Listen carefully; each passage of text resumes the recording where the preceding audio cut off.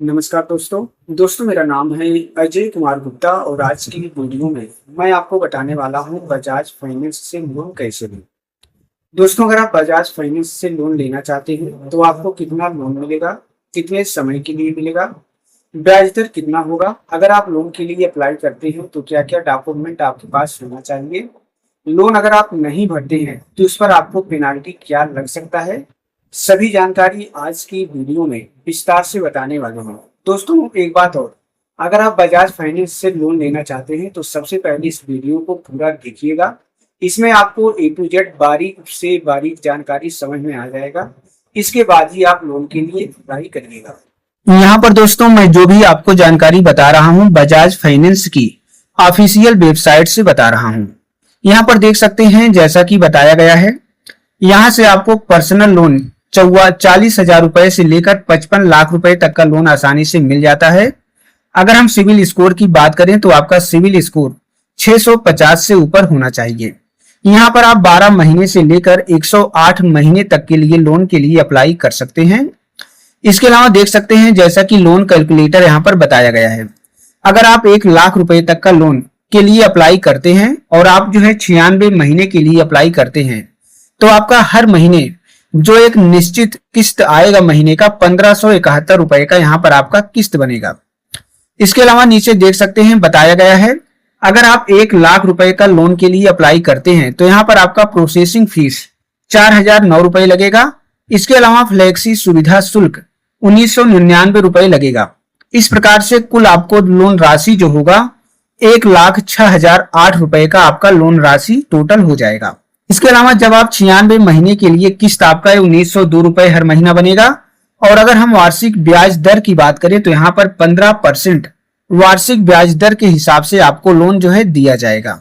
अब हम बात करते हैं पर्सनल लोन की योग्यता और डॉक्यूमेंटेशन, यानी अगर आप बजाज फाइनेंस से पर्सनल लोन लेते हैं तो कौन से लोग जो है लोन के लिए अप्लाई कर सकते हैं और इसके लिए क्या क्या डॉक्यूमेंट आपके पास होना चाहिए। सबसे पहला है, व्यक्ति जो आवेदन कर रहा है वह भारत का निवासी होना चाहिए। उसकी उम्र 21 साल से ऊपर 80 साल से कम होनी चाहिए और कार्यरत चाहे वो निजी संस्थान में कार्यरत हो या सरकारी या जो है एमएनसी कंपनी में। इसके अलावा सिविल स्कोर उसका 650 से ऊपर होना चाहिए। चाहे वह नौकरी करता हो या अपना खुद का रोजगार करता हो तो यहाँ पर अप्लाई कर सकता है। इसके अलावा डॉक्यूमेंट की बात करें तो देख सकते हैं केवाईसी डॉक्यूमेंट के लिए उसके पास इसमें से कोई एक डॉक्यूमेंट होना चाहिए। आधार कार्ड, पासपोर्ट, इसके अलावा voter ID, driving license, national population register का लेटर, इसके अलावा नरेगा का जॉब कार्ड, इसमें से कोई एक आईडी अगर आपके पास है तब आपका केवाईसी कंप्लीट होगा। इसके अलावा जो है उसके पास पैन कार्ड, कर्मचारी आईडी कार्ड, पिछले 3 महीने की सैलरी स्लिप, पिछले 3 महीने के बैंक अकाउंट स्टेटमेंट, इसके अलावा अगर उसके पास गैस बिल है, पेंशन ऑर्डर है या फोन बिल है, यूटिलिटी बिल है, इसमें से सभी डॉक्यूमेंट आपके पास होना चाहिए। इसके अलावा आपका जो है रियल यानी अभी का पासपोर्ट साइज फोटो होनी चाहिए। लोन की अवधि के अंत में आपकी आयु 80 साल या उससे कम होनी चाहिए। लोन की अवधि के अंत में यानी दोस्तों अगर आप लोन जो है 96 महीने के लिए लेते हैं तो 96 महीना पूरा होने के बाद आपकी उम्र जो है 80 साल से ऊपर नहीं होनी चाहिए बल्कि 80 साल से कम होनी चाहिए। अब हम देख लेते हैं कि लोन के लिए अप्लाई कैसे करें। तो यहाँ पर दोस्तों देख सकते हैं बहुत ही सिंपल प्रोसेस बताया गया है।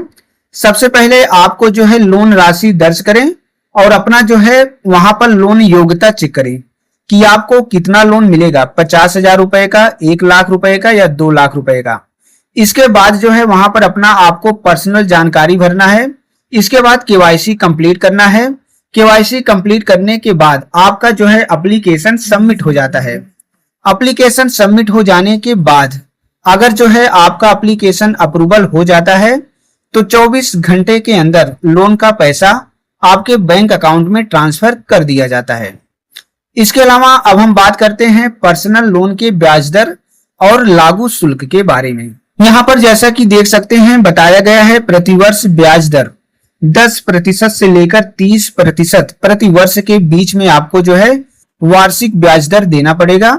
इसके अलावा प्रोसेसिंग शुल्क लोन राशि का 3.93%, यानी अगर आप 1 लाख रुपए का लोन लेते हैं तो लोन राशि पर 3.93% का आपको प्रोसेसिंग फीस देना पड़ेगा।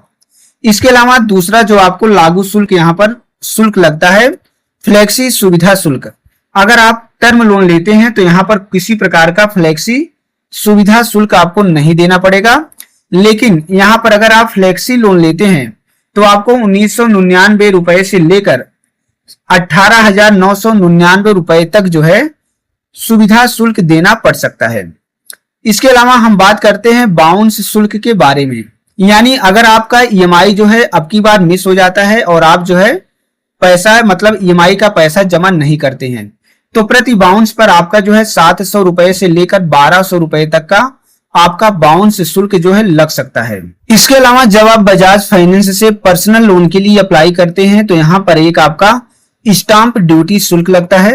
हालांकि अलग अलग राज्यों में इसका जो है शुल्क अलग अलग होता है, जो कि आपका लोन राशि से पहले ही काट लिया जाता है। यहाँ पर दोस्तों बजाज फाइनेंस के पर्सनल लोन से संबंधित हमने आपको सभी जानकारी बता दिया है, लेकिन अगर आप जो है और भी जानकारी पाना चाहते हैं तो यहाँ पर देख सकते हैं, यहाँ पर हेल्पलाइन नंबर दिया गया है जिस पर आप फोन करके पर्सनल लोन से संबंधित और जानकारी पा सकते हैं। तो दोस्तों वीडियो अगर पसंद आए तो चैनल को सब्सक्राइब कीजिएगा। धन्यवाद।